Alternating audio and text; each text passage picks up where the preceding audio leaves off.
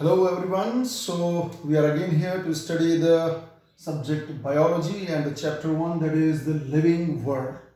So अभी तक हमने जो पढ़ा है वो पढ़ा है characteristics of living organisms के बारे में और biology क्या है इसके बारे में. बेटा धीरे धीरे हम मूव कर रहे हैं classification की ओर, right?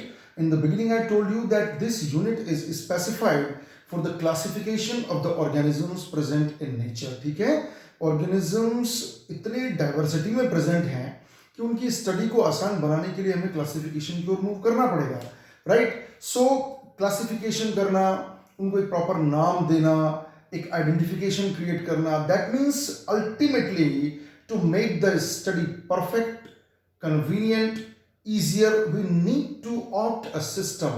हमें एक सिस्टम को ऑप्ट करना होता है, हमें एक सिस्टम बनाना होता है, एक तरीका बनाना होता है जिससे हम स्टडी को बेहद आसान कर सकें. ठीक है, आपने अपने शहर में भी देखा होगा that there is a proper vegetable market where only the vegetables are sold. ठीक है, there is a proper ornament market जहाँ पर गहने बिकते हैं, cloth market, shoe market. Probably the government or the system of the city tries to do so.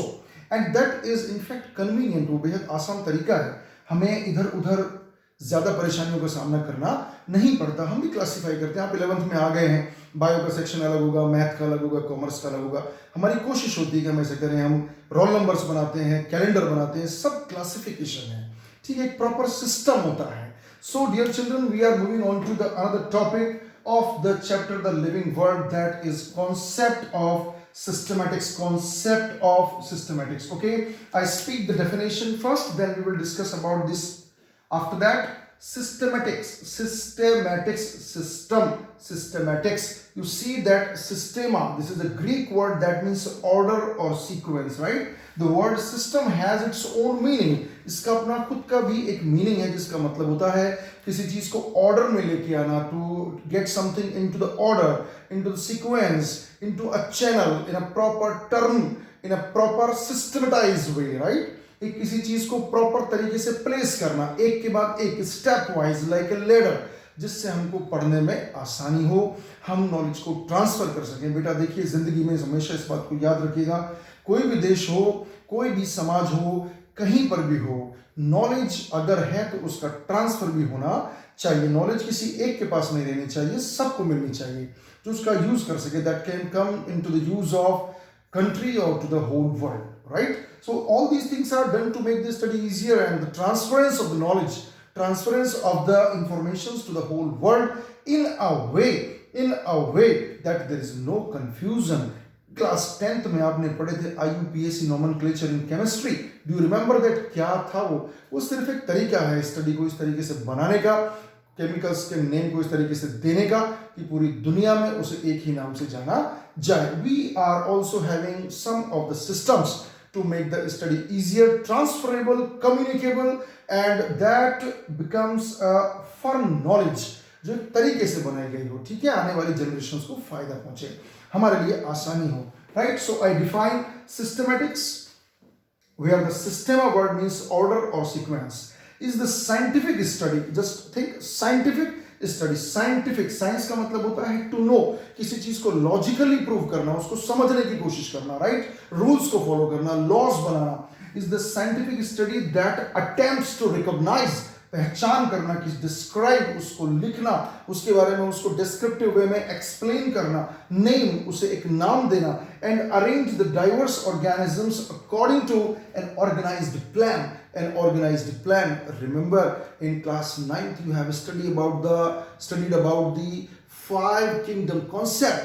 There you had 5 kingdoms: Monera, Protista, Fungi, Plantae, Animalia. What was that? It was an organized system. ये एक तरीका था जो बिल्कुल organised था, जिसमें कहीं भी कोई इधर उधर शिफ्टिंग नहीं थी. हमारे लिए नॉलेज को एक्वायर करना बेहद आसान था. ठीक है, आप 12th क्लास में जब पहुंचेंगे तो आप सीखेंगे. क्लासिफिकेशन से आपको इवोल्यूशन समझ में आता है, और इवोल्यूशन पढ़े तो क्लासिफिकेशन का इंपॉर्टेंस समझ में आता है. तो हम उसी यूनिट की ओर मूव कर रहे हैं. So basically this is the systematics, a system, a proper way of the scientific study that attempts to recognize, describe, name and arrange the diverse organisms according to an organized plan based on the unique features of species and groups, संसार में जितने भी organisms हैं, जितनी हमारी कोशिश हो सकती है, हर संभव कोशिश दुनिया के सारे साइंटिस्ट करते हैं कि उन्हें एक प्रॉपर चैनल में लेके आया जाए। अगर मैं आज आपके सामने एक बात रख दूं कि मेरे पास एक ऑर्गेनिज्म है जो उड़ सकता है, उसके पंख हैं, इट कैन फ्लाई, अब मुझे बताओ इस किस ग्रुप में मैं इसको डाल दूं? तो आप एक बात तो कह सकते हैं थोड़ा सा अपनी प्रीवियस नॉलेज के बेस पर कि सर ये एव्स में रखा जाना चाहिए। If I say that an organism is creeping कर रहा है, रेंग रहा है, तो आप कहेंगे सर ये रेप्टाइल होना चाहिए। अगर मैं आपसे कह दूं कि किसी ऑर्गेनिज्म के मेमोरी ग्लैंड्स हैं, क्या है? मेमोरी ग्लैंड्स है, तो आप इमीडिएटली ये बोल देंगे सर इसको मैमल्स में आप रखिए। इतनी नॉलेज आपके पास है, आपने अपनी नॉलेज का ट्रांसपोर्ट किया, नॉलेज का एनालाइज किया, उसका यूज किया और तुरंत मुझे बताया कि सर ये इसमें प्लेस किया जा सकता है। वही चीज हम भी करने जा रहे हैं, हम उसका तरीका सीख रहे हैं। ऑर्गेनिज्म को कैसे क्लासिफाई करते हैं, कैसे उनको कैटेगराइज करते हैं, कैसे उनको सिस्टमेटाइज करते हैं, ये सब हमें इसमें सीखना है। और ये सब कुछ आता है, this all comes under the topic concept of systematics, system formation. Now we move on to the next point. What are the fields of systematics? So we have classified even the systematics into the 4 fields. One is the identification, then after classification, then after nomenclature, then after taxonomy. So there are 4 fields of the systematics itself. Systematics खुद अपने आप में एक तरीका है, लेकिन इस तरीके को भी हमने पढ़ने के दृष्टिकोण से, from the study of point of view, we have categorized this systematics into the 4 topics, that is identification, classification, nomenclature and taxonomy. Now what to do? We will be studying each one separately. ठीक है, सबके बारे में हमको पढ़ना है। बेटा ध्यान रखना आप इस बात को। इस चैप्टर के अंदर जिसको हमें बहुत एलेबोरेटली पढ़ना है वो एक तो है nomenclature, then after taxonomy, इसकी definition हमको समझनी है, and this of course it is going to be studied in a very broad way in the further coming 3 chapters, right? So we move on further, and first of all we will be discussing about the identification. What identification, and then after classification. Third one is the nomenclature, and then after we will have the taxonomy. That is a big issue, big topic. We will discuss that in a separate video. Taxonomy I'm talking about. So first we talk about the first field of the systematics, that is identification. Identification ये क्या चीज होती है बेटा? इसका object है किसी भी ऑर्गेनिज्म को, जो नया ऑर्गेनिज्म आपको मिलता है, अभी तक साइंटिस्ट ने स्टडी करके रखी हुई है, उस स्टडी के अंदर ही हमें इनपुट करना होता है, या कुछ नया मिले तो हमें उसे प्रोड्यूस करना होता है। तो मान के चलिए आपको आज की डेट में कोई ऑर्गेनिज्म मिलता है, वो कोई भी हो, तो आप उसके कैरेक्टरिस्टिक्स को स्टडी करके उसे एक नाम देने की कोशिश करेंगे, उसकी पहचान करने की कोशिश करेंगे आप, ठीक है, और उसे आइडेंटिफाई करते हुए किसी भी एग्जिस्टिंग ग्रुप में डालने की कोशिश आप करते हैं, सिर्फ पहचानना, ठीक है। किसी उड़ते हुए ऑर्गेनिज्म को देखकर आप कहते हैं कि वो पक्षी है, वो एक पक्षी है, ठीक है, बट हाउ टू से पक्षी? Every organism that is flying in the sky can be called as चिड़िया। Can you call it a चिड़िया? नो, नॉट चिड़ी. That is the common word being used by the public. We are doing the scientific study, तो हमें उसी तरीके की चीजों को इस्तेमाल करना होगा, ठीक है बेटा। Then after we move on to the classification. You can see the word classification. Classifying, किसी चीज को कैटेगराइज करना, किसी चीज को ग्रुपिंग करना, उसका एक सिस्टम बनाना, है ना। कैटेगराइजेशन करने से चीजें आसान हो जाती हैं। आप इस बात को जानते हैं कि अगर मार्केट में एक सब्जी वाला सारी सब्जियों को एक साथ मिक्स कर देगा तो क्या हम खरीदने में आसान रहेंगे? ना, बिल्कुल नहीं। तो फिर क्या करना चाहिए?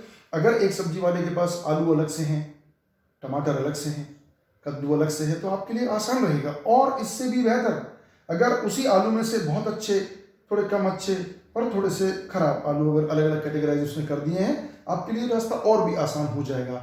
यही काम हम हमारी स्टडी में भी करते हैं। ऑर्गेनिजम्स को इस तरह से क्लासिफाई करते हैं कि एक एक पॉइंट छट के हमारे सामने आ जाए। We categorise them into minute points, minute characters, so that the study can be made easier as much as possible.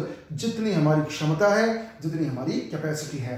So one was the identification, third one is the classification. Second one is the classification. The third point that we are going to discuss is nomenclature. What is that? Nomenclature. Very important topic, and you already have studied that in class 9th. Remember, in class 9th you had a scientist, Carolus Linnaeus, who provided the binomial nomenclature. देखो बेटा, nomenclature, नामकरण, किसी organism को नाम देना, ठीक है। मैं आपको एक सिंपल एग्जांपल बताता हूं और समझने की कोशिश करना आप कि नोमेनक्लेचर कितना इंपॉर्टेंट हो सकता है। आप इमेजिन करिए कि अगर आपका नाम अरुण है, जैसे मेरा है, अगर आपका नाम अरुण है और क्लास में 3 अरुण हो, कितना मुश्किल होगा टीचर के लिए, बच्चों के लिए। और अगर तीनों ही अरुण शर्मा हो तो और भी मुश्किल हो जाएगी और रजिस्टर मेंटेनेंस में प्रॉब्लम आएगी।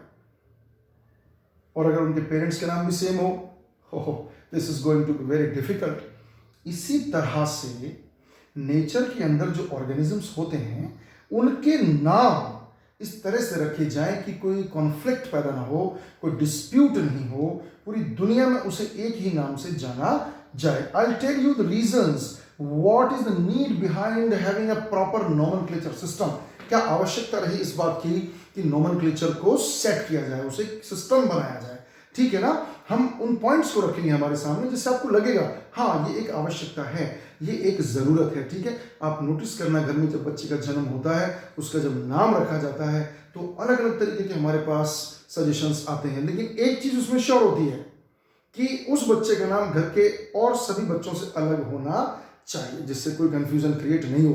क्या आपने ऐसा देखा है कि किसी घर में 2 बच्चों का नाम सेम हो, आपके भाई का नाम सेम हो या आपकी बहन का नाम सेम हो? Very rare, I think it is not possible. ऐसा लोग नहीं करते, सिर्फ एक सिस्टम है, तरीका है आसान बनाने का चीजों को। तो we talk about the nomenclature, right. So first we talk about the common names, ठीक है। हम देखते हैं कि कॉमन नेम्स जो होते हैं उनके एडवांटेज क्या हैं और उनके डिसएडवांटेज क्या हैं। देखिए, एडवांटेज तो ये है कि वो आसान है बोलने में, वो नाम छोटे हैं, ठीक है। आपने बोल दिया चिड़िया, कितनी आसान बात थी, और फिर बोला आपने पाओ क्रिस्टेसिस, कितना भारी नाम हो गया, ठीक है ना। तो व्यक्ति को प्रॉब्लम आती है साइंटिफिक नाम लेने में। कॉमन नेम्स बेहद आसान होते हैं, यूज्ड होते हैं, टंग लवर होते हैं, जीभ पर चढ़ जाते हैं आसानी से, ठीक है, और लोग उनको जानने लगते हैं। लेकिन इसके on the contrary if we see they have disadvantages more, इनके नुकसान बहुत ज्यादा है।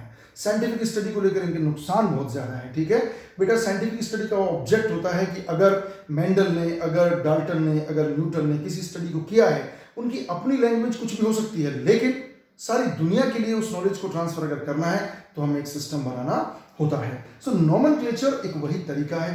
अब कॉमन नेम्स की प्रॉब्लम देखिए आप क्या हो सकती है, क्या क्या प्रॉब्लम्स हो सकती हैं, ठीक है। I tell you some of the points where you will find that how dangerous it is. Like I talk about the wrong impression. Wrong impression, किसी नाम का इंप्रेशन कितना रॉन्ग हो सकता है। देखिए आप एग्जांपल देखिए, मैं लिखने जा रहा हूं crayfish, starfish, cuttlefish, catfish, dogfish. Now see fish, ये फिश साइंटिस्ट ने सिर्फ कॉमन लोगों ने सिर्फ इसलिए रख दिया क्योंकि ये सब पानी में तैरते होंगे, ऐसा उनका इमेजिनेशन है, ठीक है। ये वाटर के अंदर मिलते हैं, बस फिश नाम रख दिया, मछली रहती है पानी के अंदर। लेकिन आपको पता है अगर आप क्लासिफिकेशन या साइंटिफिक स्टडी के बेस पर देखें तो इनमें से सिर्फ एक ही फिश है, dog fish. They are not fish. Remember starfish, इसको तो आप जानते हैं, क्लास 9th में आपने पढ़ा था इसके बारे में। स्टारफिश कौन से ग्रुप में आती है? इक्काइनोडर्मेटा में आती है। ये तो फिश है ही नहीं, but look at the name confusion, wrong impression, ठीक है। So this wrong impression leads to inconvenience और रॉन्ग स्टडी, नॉलेज का ट्रांसफर प्रॉपर नहीं हो सकता है, इसलिए हमें साइंटिफिक नेम्स की जरूरत पड़ती है। रॉन्ग इंप्रेशन के अलावा हम देखते हैं कि एम्बिग्विटी, एक टर्म और हम यूज कर सकते हैं, एम्बिग्विटी, कंफ्यूजन।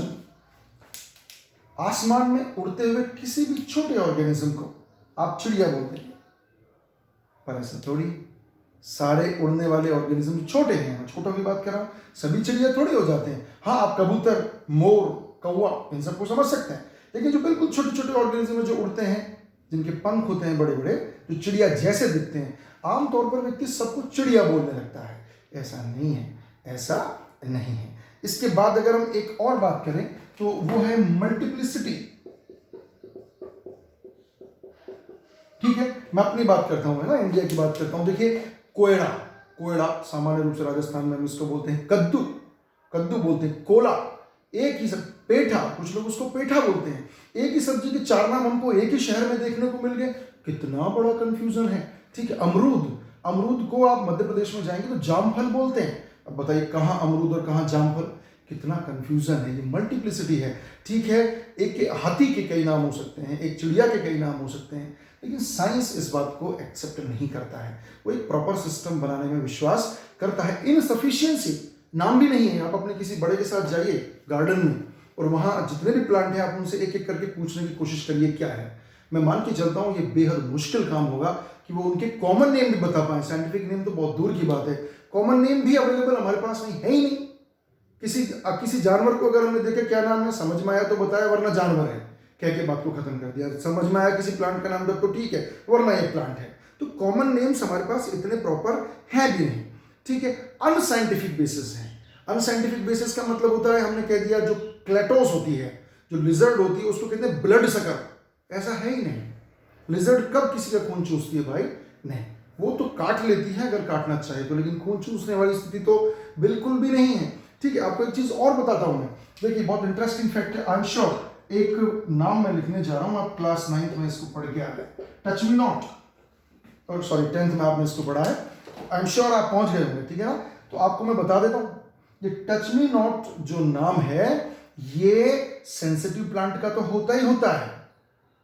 ठीक है, एक और होता है प्लांट जिसको हम बालसम कहते हैं, बालसम। ठीक है, बालसम प्लांट का नाम भी टच मी नॉट है। अब तुमसे कोई कहे टच मी नॉट लेके आओ, कौन सा प्लांट लेकर आएंगे आप? It's a confusion, big confusion. You cannot justify the proper name, so common names are little confusing. ठीक है, उनके अलग अलग नाम मतलब भी निकल सकते हैं जिसका कोई अर्थ ही ना हो। लेकिन जब साइंटिस्ट इस विषय में सोचते हैं और साइंटिस्ट अपनी स्टडी को करते हैं, साइंटिफिक स्टडी को करते हैं, तो उन्होंने एक सिस्टम बनाया। ठीक है, जिसमें द ग्रेट साइंटिस्ट अगर हम बात करें तो आते हैं Carolus Linnaeus. Carolus Linnaeus, who is known as the father of taxonomy, and Carolus Linnaeus told a system called binomial nomenclature, in his book Systema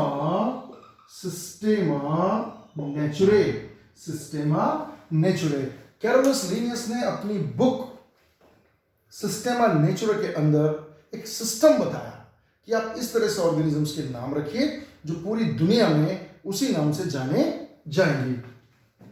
सारे वर्ल्ड ने इसको फॉलो भी किया, सारे वर्ल्ड ने इसको फॉलो किया। Till now we are following the system of binomial nomenclature suggested by Carolus Linnaeus and in his book Systema Naturae. I tell you a very interesting fact, probably you not be knowing that. पता है तो बहुत खुशी की बात है, नहीं पता है तो सुनिए। जो कैरोलस लीनियस था उसका असली नाम है Carl von Linne. This is the name of Carl von Linne, but he changed his name according to the system he suggested, binomial nomenclature system, and changed his name to Carolus Linnaeus. Okay, I am sure आपको अच्छा लगा होगा जान के, अगर आपकी बात पता नहीं थी तो उन्होंने अपने नाम को भी कन्वर्ट कर दिया था। In fact he used Latin language. What language? Latin language. ठीक है बेटा, इस लैटिन लैंग्वेज का इस्तेमाल किया जाता है ऑर्गेनिजम्स के नेम देने के लिए, ऑर्गेनिजम्स के नोमेनक्लेचर को करने के लिए, उनका नाम देने के लिए। तो जो नोमेनक्लेचर होता है उसमें जो मेजर सिस्टम आज की डेट में फॉलो किया जाता है that is binomial nomenclature. Binomial nomenclature, where as the name is clearing itself, binomial, where you have name, how many name? 2 names, right? 2 names हैं आपके पास। ठीक है, इसके कुछ सिस्टम हैं। इसके क्या सिस्टम है देखिए बेटा, इसके कुछ रूल्स होते हैं जिनको हम फॉलो करते हैं। ठीक है, I will tell you number of examples after that once you get into the rules. Okay, rule क्या है? There will be 2 words. how many words will be there? Two words, where one word is about the genus. The first word is about genus and the next word is about the species. What? Species. So while you, I give an example, okay? हम एक नाम यहाँ पर लिख लेते हैं जिसको हम आगे ध्यान रखेंगे कि इससे हमें समझ में आता है. Like आम जो होता है उसका नाम है Mangifera indica. What is that? Mangifera indica. ये आम का botanical name है, botanical name है. ठीक है? So we use two words. One is for the genus, another one is for the species. So here it is the genus. The first word designates genus and the second word designates the species. Okay, you may call it specific epithet. You may call it specific epithet. आप इसको specific epithet भी बोल सकते हैं, लेकिन ये बात sure है कि आपको दो नाम यूज करने पड़ेंगे. एक नाम होगा जीनस का, दूसरा नाम होगा स्पीशीज का. Genus is written in first. Genus will come at first. Genus सबसे पहले आएगा. Then we write what? Species. उसके बाद हम species को लिखते हैं. इसके बाद आप एक चीज नोटिस करेंगे that the genus starts with a capital letter. Genus starts with a capital letter and others all are written in small letters. ठीक है? तो आप देखिए Mangifera indica में मैंने M को कैपिटल किया है. सपोर्टिंग टू दिस, इसके अलावा और क्या क्या होता है, आप इसको या तो अंडरलाइन करिए या आप इसको इटैलिक्स में लिखिए. इसका जो फॉन्ट है वो इटैलिक्स होना चाहिए. क्या होना चाहिए? इटैलिक्स इसका फॉन्ट होना चाहिए. Italics not the language of Italy, it is the font that you see in the computer. Okay, so either it should be in the font of the italics little tilted, or if you cannot go for that you just underline that. ठीक है ना? लेकिन हम जब running language में लिखते हैं तो हम ऐसा आमतौर पर नहीं करते हैं. ठीक है, लेकिन इतना जरूर है आपको Mangifera indica तो लिखना ही पड़ेगा. कैपिटल लेटर और स्मॉल लेटर के इस्तेमाल को प्रॉपर ध्यान में रखना पड़ेगा. जीनस और स्पीशीज को ध्यान में रखना पड़ेगा. अंडरलाइन ना करें तो भी है तो गलत, लेकिन रनिंग में आप उस चीज को चला सकते हैं. ठीक है? So I take you number of names: Mangifera indica, Cicer erytrinum, Panicetum typhoideum, Rana tigrina, Homo sapiens, Panthera tigris. Number of names are there which are given on the basis of the science. Who are those organizations which provide a proper system to us? Now look, I am going to write some of the organizations like ICBN, second ICZN, third ICBN again, fourth ICVN. right? So अभी मैं ऐसा, चलिए पूरा लिख देता हूं इसको. This is International Code of Botanical Nomenclature, right? International Code of Botanical Nomenclature, right? So botany is the branch of science that deals with the study of plants. Botan word का मतलब होता है herbs. Botan का मतलब क्या होता है? Herbs, plants के बारे में हम बात करते हैं. Second is International Code for Zoological. Zoological, Z stands here. Zoological Nomenclature. Here you know zoo means animals, study of animals. Animals के नाम देने के लिए ये ऑर्गेनाइजेशन एक कोड प्रोवाइड कराते हैं, ICZN. ICBN Botanical Nomenclature, जो बॉटनी प्लांट्स के लिए कोड्स प्रोवाइड कराते हैं. ICBN अगेन नो कंफ्यूजन, जैसा आपको मिले आप उसको फॉलो करें. Here B stands for bacteria. Bacterial nomenclature, जहां बैक्टीरिया को नाम देते हैं. ठीक है? ICVN, V stands for your viral. Viral means virus के नोमेनक्लेचर के लिए आप इसका इस्तेमाल करते हैं. ठीक है? So these are certain organisations which provide some of the rules and regulations to give proper name to the different organisms in the world. We may have one more organization called as ICNCP. ICNCP. Okay, so now this is your turn to find out the full form of this ICNCP. What will be the full form and how is it used, or for what it provides the codes? So dear students, today we had a discussion about the three fields of the systematics. One was the identification, second one was the classification, third one was the nomenclature system. There we discussed about the Carolus Linnaeus, and fourth one is the taxonomy that we will discuss in the next video. Dear students, keep learning, keep reading, keep studying, remain at home, be safe. Thank you.